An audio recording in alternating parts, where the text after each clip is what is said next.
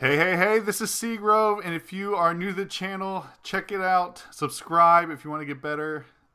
Cool. Okay, I'm here with three R players, Rahul, Russell, and Rukan, and one of them is going to Latin America. So everyone's on a plane right now, or asleep because they're in Brazil and it's midnight, or testing. Okay, so I haven't really been keeping up.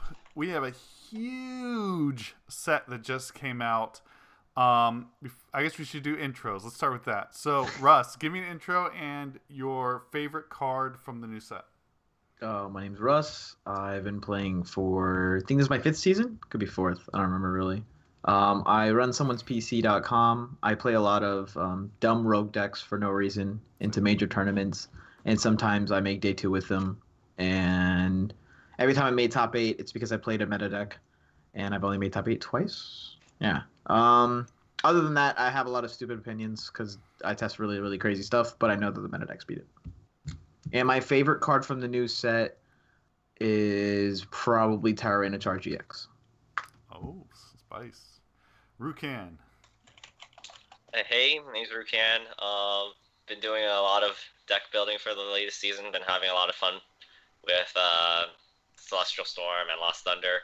If I had to say a favorite card from the newest set, I'm gonna go with Adventure Bag. I feel like that opens up a lot of options. What does Not it for do? the decks I'm playing right now, but like leading into the future, I think you can do a lot of cool things with Adventure Bag. And I'm not talking about Rotom. What does it do? What does the deck or the card Search do? your deck for 2 tool cards, put them into your hand. Okay. Rahul. Hey guys, I'm Rahul. I'm on Team RG. I've been playing for 8 years now. Been doing well here and there. Haven't won anything yet, and hoping to do that soon. I'm supposed to be in Brazil, but I have an exam today. I had an exam today, so I'm going to be the last one there showing up probably again. And my favorite card in the set is Trumbeak. Okay, Rahul. So, are you going to do better on your exam or in Brazil? Brazil. This exam did not go well. Okay. All right. So, first question. We saw some cards in Dragon's Majesty come out. None of them made a huge splash, it seemed like. Do any cards from Dragon's Majesty get significantly better because of this new set? Rukan, why don't you start? Man, what cards are even in Dragon's Majesty? I've heard people mention like Ram GX as a tech in Blacephalon, but that's very good. Quagsire with Naganadel, maybe, but like also I don't think that's very good. I just can't remember off the top of my head. Quagsire, Altaria, the baby one that boosts dragon damage. White Kyurem, which is trash. Salamence GX, also trash. Dragonite GX, which is trash. Reshiram, which you mentioned is the best one. Victini Prism, which just barely gets by. Switchraff, which is broken. And Lance Prism Star, which does nothing. It's busted. Oh, Fiery Flint. Okay. That's it. All right. So we'll take it as a no. Not that I can think of right now. All right. You can win around with it at regional. Something in here this might be playable. I can win around with literally anything at regionals. Yeah, it's got a... Rahul, let's talk about Lost March. A little bit like a deck that you've liked in the past. What do you think of Lost March? Light March. I've actually tested a lot of Lost March because I was like, it can't be as bad as people are saying it is. And then it wasn't really as bad as people are saying it was, but it just wasn't as good as people or it wasn't good either. Like, it's just very, very mediocre. It feels like some hands you just don't set up. And sometimes you have this like God start where you pop off and do 1,000,000 damage like turn 2. But like, it feels very Greninja-esque more than like Night March or Vespiquen. Where like you're so reliant on your setup that if you don't set up, you'll just lose every time. Okay. So it's like tier 2 at best, I think. All right, Russ or Rukan, any takes on Lost March? Tier 2, inconsistent. If I was gonna have fun, I'd play a different deck. Like if you go in playing something inconsistent in tier 2, I don't want that to be Lost March. I'd rather play something with like a cool Pokemon in it. Sure. Instead of stupid jump left that are like $25 or something like that. I'm sure I'll bring this up later in the talk, but like the Decidueye is just too much of a problem for it. Like even though it's a tier 2 deck, it's a tier 2 deck that's probably gonna get countered anyways. Just as collateral. I like that you're talking about Decidueye. All right. So is it like Night March in the sense that when Night March came out, it was sort of considered a gimmick, and then it became amazing? Shaman came out, Trainer's Mail came out, Acrobite came out. I don't know how much that helped it really, but it was big in it for a while. Do you guys think that Lost March will become really, really strong in the same way that Night March did? I haven't seen any cards in the upcoming sets that do anything for Lost March yet, so I'm gonna say at least not until after February, unless something in the tag team set changes that. Okay. Cool. So then let's talk about Blacephalon. There's a ton of hype around the Fire Clown. Russ, what are your thoughts on Blacephalon? It's good, but it loses to every every one prize deck that is like somewhat in the meta. Not to say that it's bad. I think like it straight rolls over bad GX decks that just go like evolve, and don't really have a game plan to work around B string. Yeah. But if you do have a game plan to work around B string, and if you're building how most people are like attempting to build now, where they're dropping Kiawe, I know that Rukan and I actually had a disagreement this morning on Kiawe's inclusion into the deck. Yeah, And I said Kiawe was bad. And then I think it's good because I play very stupid 250 HP like rare candy kind of stuff. Okay. And then I want my guy just pop off on turn 2 and take a one shot on it, and then I'll spend the next couple of turns building up before they like try to implement their anti-beast ring plan, right? So, I think I put it like in my opinion at the bottom of tier 1 and at the top of tier 2, just because every other one prizer deck is so much stronger than it. But it'll flood like at least 4 or 5 spots into day 2. Like if I see Blacephalon, I'm like, oh, that's not a surprise to me. But there's not much you can do to the individual list outside of having an attacker outside of Sceptile to like make a difference when everyone else can throw in like so much cute stuff to ruin both your deck and like other matchups. So very linear, very like not really skill based, but at the same time, like if you go against a deck with an answer, you don't have your own answer to come back with. You just sit there and kind of lose and flop. Okay. Rukan or Rahul, anything to add to Blacephalon?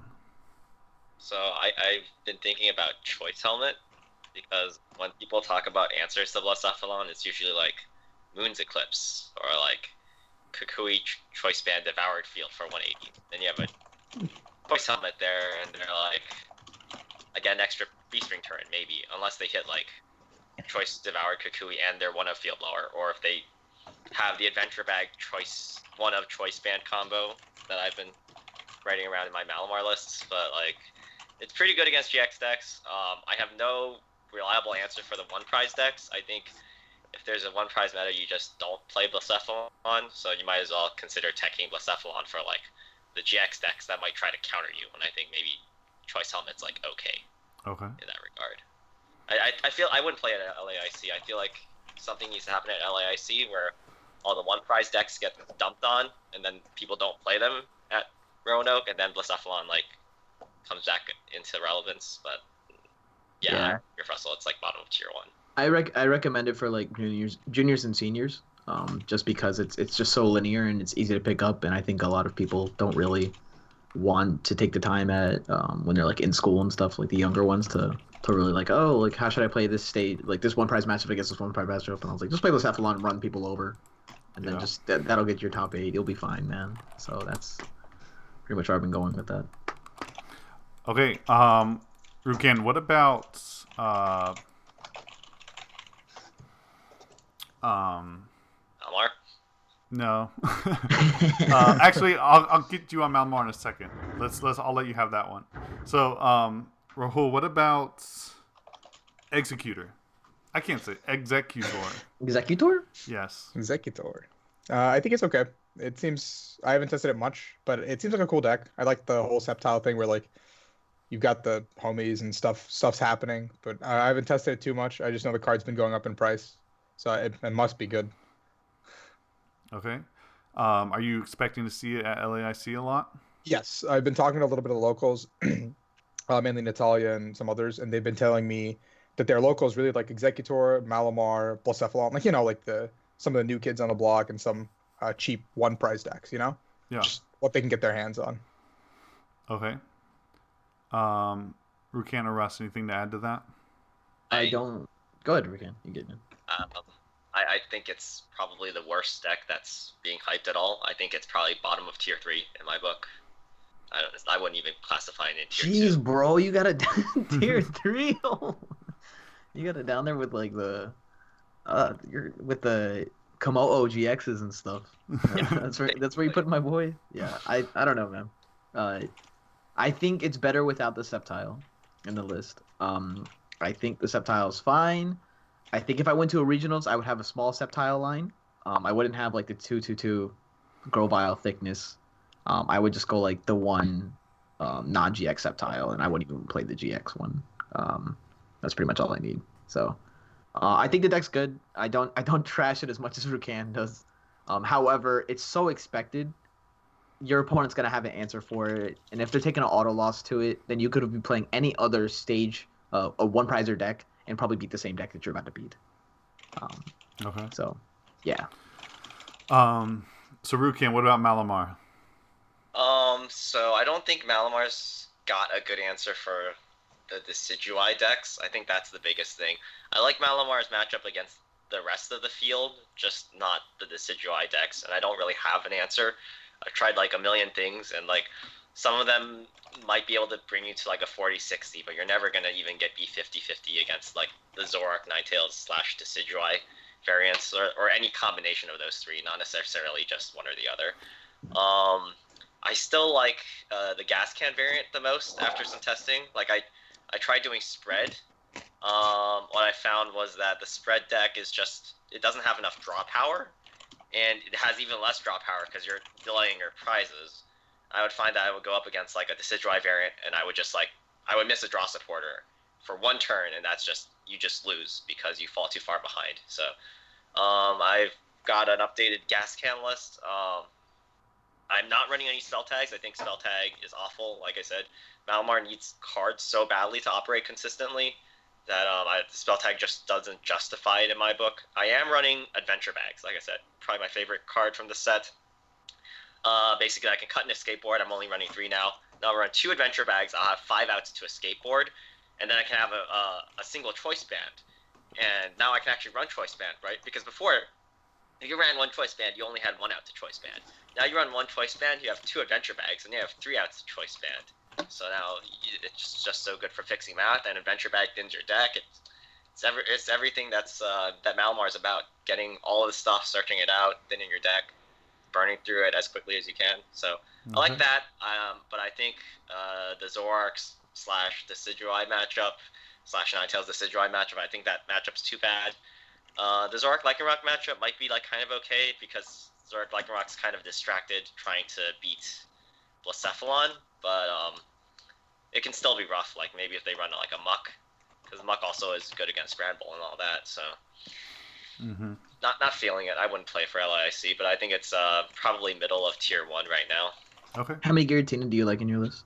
1. I don't want to Just start one? it. I would rather risk prizing it than risk starting it. So Gotcha. just 1. I like Onyx, dude. I'm pretty sure you don't, right? You think it's decent? Because I think you go with the gas can one. You have more Shadow GXs. I found Onyx. I think to be, it's like, worth phenomenal. experimenting, but I just haven't been testing Malamar at all. I think if I ran Onyx, I'd probably run a counter gain with my Adventure Bag combo, and then I could hit 3 energy, knock out a Zoroark with it. That seems pretty interesting. It has Without needing potential. to play DCE. Yeah, like the spell tag. I don't like DC. Yeah. I figured. Yeah, but I know. I think it has potential. I just haven't put in the time to experiment. I've experimented with like the spread version with no Onyx, and I experimented with Gas Can, and all I can say between those two is Gas Can is better. And I'm not running Onyx. I'm still trying to run a bunch of 1 retreaters and just be consistent. Okay. Rahul, what do you think about Granbull? I actually tested a lot of Granbull. Me, Kiko, and some of the New York boys were testing it. We thought it was really, really good. It seems like it wins unless you draw like the wrong order of cards sometimes. But it's sequencing that I've like no other deck I've ever played. Like it's got some insanely weird sequencing, and I think it's super cool. But I think if a Zoroark deck is built the right way, I don't think you can beat it. That's what we're coming like. The problem we're facing. Yeah, we're facing the problem where like the Zoroark lists that we're probably going to see this weekend are going to be refined, have been tested. You know, they've gone through the grinder of stuff. I mean, like Torrid's coming. He's got some broken Zoroark deck. We all know that. So like, Granbull is good, but it's not great. We were testing with things like Fiery Flint and all this other weird stuff in there, and it was good. The deck is good. I like it, but if you draw the wrong sequence of cards even one time, it's over. Okay. Russ, do you have anything to add to that? Or do you want to talk about your beautiful Stage 2 250? No. That's like Tier 2, Tier 3 stuff. I still want to talk about it. I think Granbull is blatantly Tier 1, in my opinion. But I think that comes from its inherent strength instead of like how the meta is going to develop around it. I haven't tested it thoroughly against Decidueye decks, so if Rukan wants to weigh in on how badly it loses to that, I'm pretty sure like a bench shot and then a Decidueye poke can like ruin some turns that are coming up in my head, especially when I played it out. Zoroark decks just need to run a single Champions Festival, and then matchup feels like complete crap once like Shrine doesn't stick down for a few turns. So like they need like that Shrine turn to tick, and if they go like trade Champions Festival and then heal off that 20, and Granbull no longer has a Oko option against Zoroark GX, and they can't play much Shrine.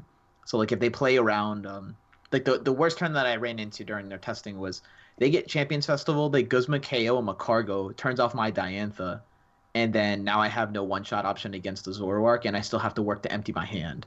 And so then like you sacrifice that, and you're just like, oh, I'll have a hand at the end of my turn, go for like a small poke, and then try to get my Slugma and some other crap back online. So against better players, it's really hard to pilot. I do agree that the sequencing was a bit tricky at first, but eventually to like a certain extent, I was like, all you have to do is not be greedy. Like you could be thinking to yourself like, oh, I just need this, and this, and if I get an energy and a Granbull set up for next turn, I'm gonna win the game. But you just sometimes just sacrifice it. You have to weigh your odds of whether or not they can actually KO the Granbull that's active instead of you prepping for the next one. So a lot of tough decision making. I think people are gonna be prepared for it. I do believe it's gonna flood Roanoke and be piloted very, very horribly. But if you are a grinder and you know like 2 Granbull lists make top 8 at LAIC, I'm definitely not against playing it for Roanoke. And I've always been one of the players that's been like, oh, I'm gonna pick the like really, really hard to pilot deck in the format when I first started playing the game, because I want to learn how to play this game very efficiently with the hardest deck possible. So that way when you play like a derp deck, that it's just like a breeze. It's like you just turn your brain off for a little bit. Similar to Turbo Darkrai like back in the day. Yep. So we went from like insanely skillful decks, and they're like, oh, Turbo Darkrai is the best. I was like, sweet, we're in there. I just no thinking the whole time. Just max elixir and swing. We're good to go. Yep. All right. Talk to me about one of your 250 HP decks. Not necessarily literally 250 HP, but stage 2. Okay, so I'll talk about the one I've tested the most, which is T-Tar. What does T-Tar do? T-Tar has the ability called Lost Out. When it knocks out a Pokemon from whatever attack it does, you lost zone all the cards attached to it, as well as the Pokemon. Nice.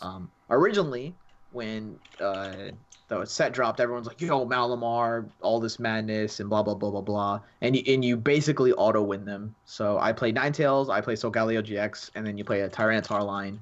You play which Solgaleo? Mm-hmm. The Solgaleo that DCE attached to Darkrai. We have to get the T-Tar loaded up somehow. Right. Okay? So like you go like Beacon, they do whatever they want for their turn, and then if they play like Judge or Marshadow on you, you probably lost. Unless you draw a Ninetales, then you won. And so like you go like, oh, Ninetales, go grab double candy, or like not even candy, you can grab like candy plus an Ultra Ball. You candy in a Solgaleo, you Ultra Ball away energy or whatever else you need to do for the turn. Grab a Pupitar. Pupitar goes, its ability, as I'm sure most people who don't even know what it is. It says when you evolve into Pupitar, during its next turn, it cannot take damage. Period. So like, you go DCE attach, knock out their active, attach 2 Dark Energy to the Pupitar, and that clears the Guzma, your baby, your stage 1 play that usually people have a response to stage 2s. That's awesome. So the next turn, you turn into Tyranitar, and Tyranitar does 130. It's called Dusty Ruckus. The names on this card are just so ridiculously dumb, it's hilarious.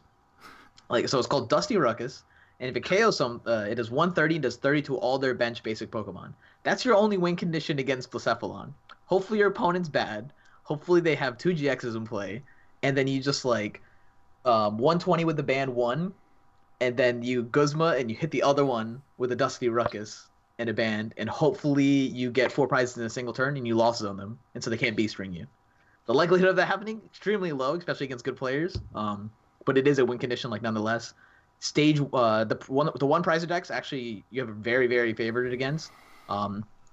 Eggs are kind of wonky, but if they have a small stumble turn where they have to bench double eggs and you get a Dusty Ruckus off where you poke them both for 30, you can end up lost zoning every single Exeggutor that comes active. And I also play a Wishful Baton, so when they KO the Tyranitar, you just throw it onto another one. And so then you lost out all their copies of eggs, and they just lose from there. They run out of attackers. Nice. Same concept against Granbull, and then you also use that to KO Macargo against Granbull. It's clearly like a tier 2 deck at best. Right. However, it's really, really fun. And its GX attack says Smackdown GX. It does 220 clean. It's unaffected by any weakness, resistance, or effects on your opponent's active. Nice. Question, Russell. Why Solgaleo over Baby Rayquaza? I tested Baby Ray, and the Solgaleo damage output actually made it a lot easier to work with. So you did 120, and then you can come up with a Dusty Ruckus and KO, and then lost zone it. Or you can go 120 and set up a second Solgaleo on your bench if Tyranitar isn't that useful in the matchup. And then the removing weakness is phenomenal. So obviously fighting's still in the format, and that's not a problem at all because you just kind of go I'll set up the Solgaleo, and you play Ninetales, so I have a Tech Max Potion, and so I can be Ninetales for Max Potion, yep. And then let's just repeat this process over and over again. I've been playing a lot of Solgaleo promo. Mm-hmm. It's pretty strong. I ordered 16 for the squad. Busted. when it first dropped, and I was $5. I was yeah, all right, give them. All right, Rukan, it's time. Talk to me about my baby. I can't say Decidueye because that's technically not 250 HP. I did mess with. No. I'm talking about Decidueye. I want to hear about Decidueye. Oh, okay. Unless you have, it sounds like you want to talk about something else too. I'm just playing. Okay. No, I just want to hear about everyone's baby. Yeah, I've been playing Zoroark Ninetales Decidueye almost non-stop since the start of the format, and it just hasn't stopped because I haven't really found a deck that beats it and simultaneously doesn't just take a horrendous matchup to either Malamar or Blacephalon or both. That's just the deck's really, really flexible. And Ninetales itself is just such a great attacker.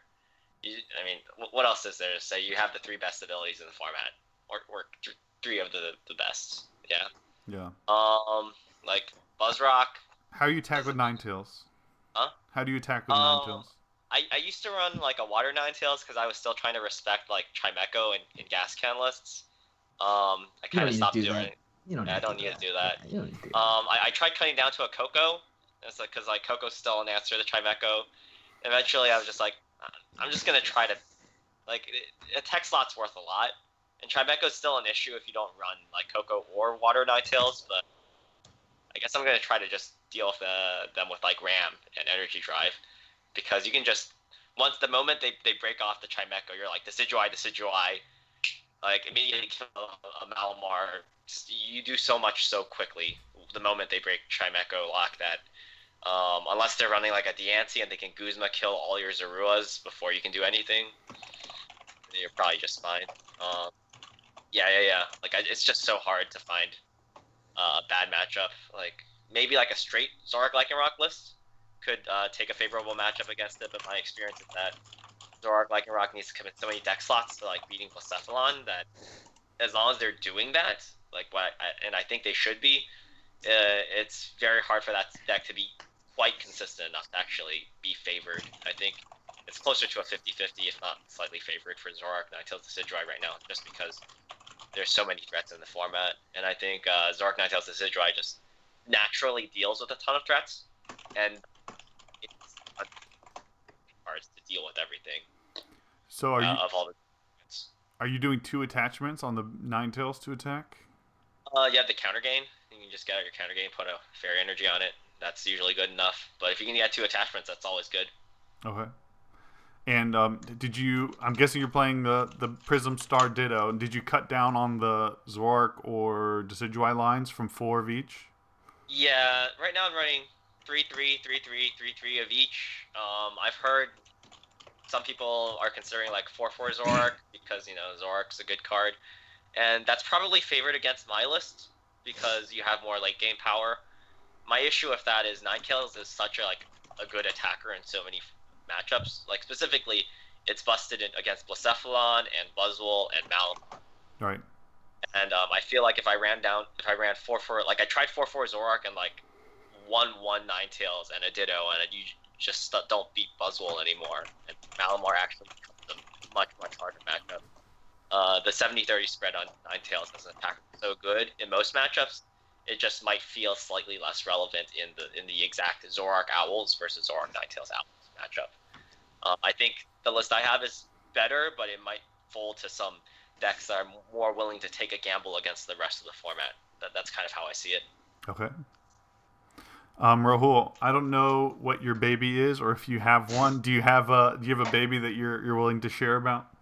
Yeah. I am working extensively with the deck I played a lot last in the Celestial Storm thing with Zoroark Banette still. Okay. Unless things change drastically, Zoroark Banette will probably be the deck that I end up playing this weekend. Cool.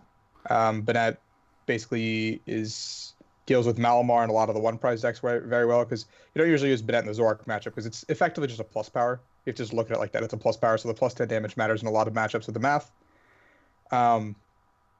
And it helps in like the Malamar matchup. Like it's just very effective in those. And then you can play a lot of like tech 1 lines now because you have the Ditto. So you can play like a Muck, you can play like a Garbodor, you could play like a Lycanroc, you could play a Weavile, you could play anything now. So the deck is kind of a wide open, aggressive juggernaut of I have answers to everything.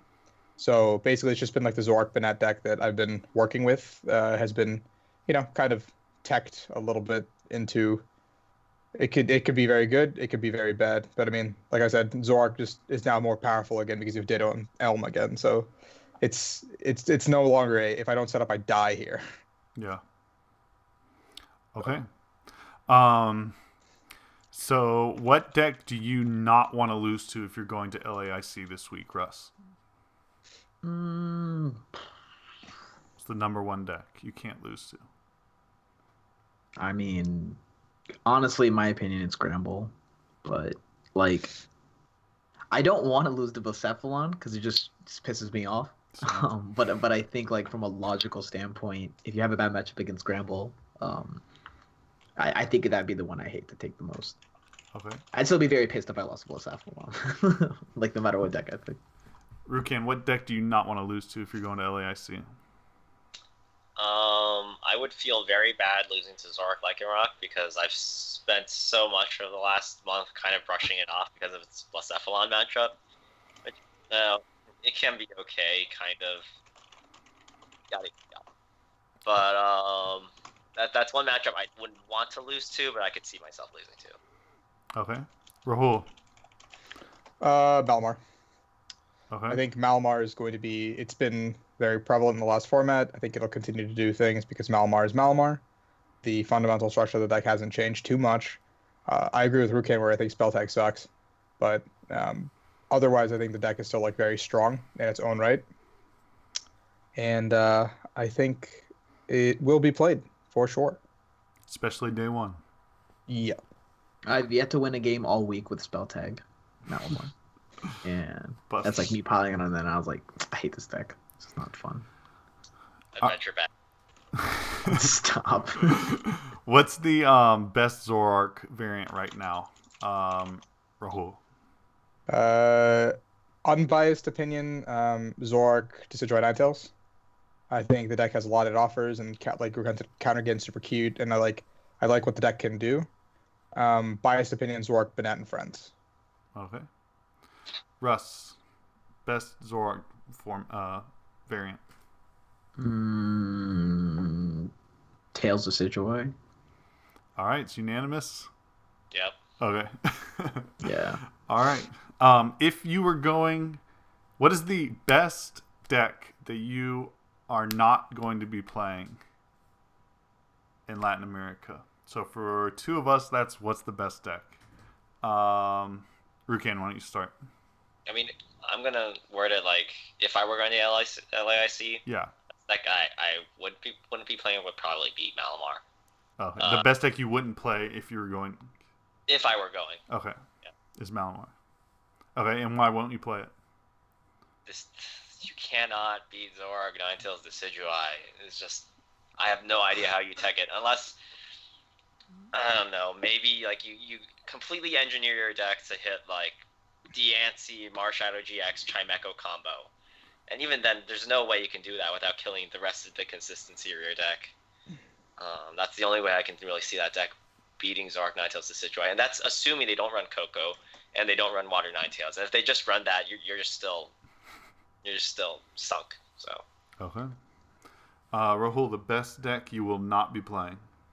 Granbull. I think even though it's super cool, it is a very thought-intensive and skill-intensive deck. And considering I land the morning of the tournament once again, I don't want to put myself through that ringer of having to play 9 rounds semi-perfectly. Because one misstep will cost me a series, and that could be the difference between day 1 or day 2, or points or no points. Okay. Russ, best deck that you will not be playing if you were going. Coco Spread. Coco Spread. I think Coco Spread slept on, and people are heavily discounting it. However, people like the European players and then the Americans love playing Zoroark. And I think Zoroark has a pretty decent matchup. A good Zoroark player has a pretty decent matchup against Spread. Especially with like new techs that can be added in. But I do think that there's a lot of things that Spread just got from the most recent set that people are sleeping on. Such as... I think it just won the ARG in Puerto Rico too, I think. Nice. Yeah. What cards are you talking about? Giratina? What we got? Counter Gain. The Catcher, other weird card. Shrine Still Busted, and the Dialga that devolves. Oh, yeah. Does that devolve everything? No, just the active, but it has 130 HP. Okay. It does damage and devolves. 60 devolve, yeah. See, that's pretty good. So your combo is counter energy, counter gain? Yeah, Jeremy Jallin actually showed me it. That's cute. And then he, I think we're dropping someone's PC article on it either tomorrow or Friday. But yeah, Dialga's super good. Super cute.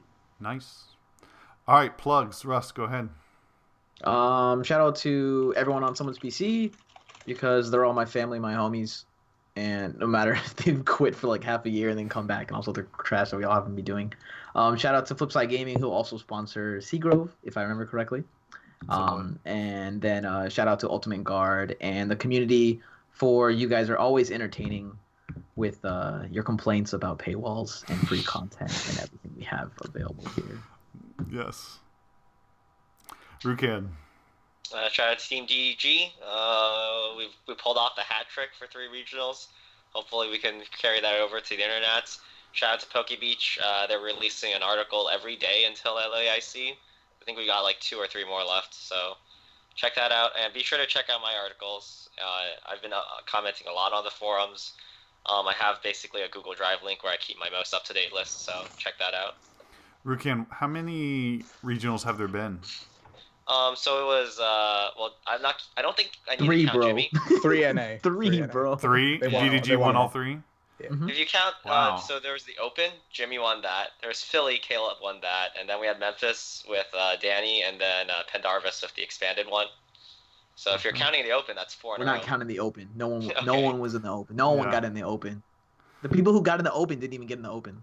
It was like, the alright. closed. Yeah. All right. Rahul.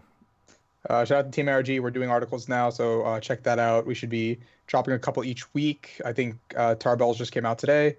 And check out TC Evolutions for some sick dice and damage counters. Love you, Steve. And that's it for me. Yeah.